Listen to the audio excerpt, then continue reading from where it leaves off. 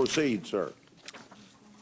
Chairman Grassley, Chairman Thune, Ranking Member Feinstein, and Ranking Member Nelson, and members of the committee. We face a number of important issues around privacy, safety, and democracy, and you will rightfully have some hard questions for me to answer. Before I talk about the steps we're taking to address them, I want to talk about how we got here. Facebook is an idealistic and optimistic company. For most of our existence, we focused on all of the good that connecting people can do.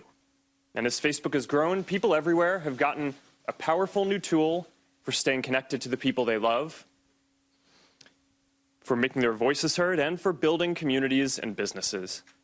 Just recently, we've seen the Me Too movement and the March for Our Lives organized, at least in part, on Facebook. After Hurricane Harvey, people came together to raise more than $20 million for relief. And more than 70 million small businesses use Facebook to create jobs and grow. But it's clear now that we didn't do enough to prevent these tools from being used for harm as well.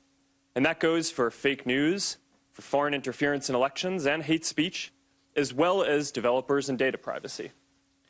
We didn't take a broad enough view of our responsibility, and that was a big mistake. And it was my mistake, and I'm sorry. I started Facebook, I run it, and I'm responsible for what happens here. So now, we have to go through all of our relationship with people and make sure that we're taking a broad enough view of our responsibility.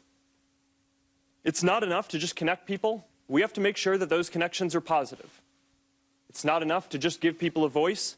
We need to make sure that people aren't using it to harm other people or to spread misinformation. And it's not enough to just give people control over their information. We need to make sure that the developers they share it with protect their information too. Across the board, we have a responsibility to not just build tools, but to make sure that they're used for good. It will take some time to work through all the changes we need to make across the company, but I'm committed to getting this right. This includes the basic responsibility of protecting people's information, which we failed to do with Cambridge Analytica. So here are a few things that we are doing to address this and to prevent it from happening again. First, we're getting to the bottom of exactly what Cambridge Analytica did and telling everyone affected. What we know now is that Cambridge Analytica improperly accessed some information about millions of Facebook members by buying it from an app developer. That information this was information that people generally share publicly on their Facebook pages, like names and their profile picture and the pages they follow. When we first contacted Cambridge Analytica, they told us that they had deleted the data. About a month ago, we heard new reports that suggested that wasn't true. And now we're working with governments in the US, the UK, and around the world to do a full audit of what they've done and to make sure they get rid of any data they may still have. Second, to make sure no other app developers out there are misusing data, we're now investigating every single app that had access to a large amount of information in the past. And if we find that someone improperly used data, we're going to ban them from Facebook and tell everyone affected.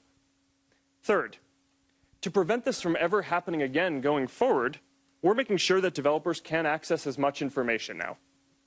The good news here is that we already made big changes to our platform in 2014 that would have prevented this specific situation with Cambridge Analytica from occurring again today. But there's more to do, and you can find more details on the steps we're taking in my written statement.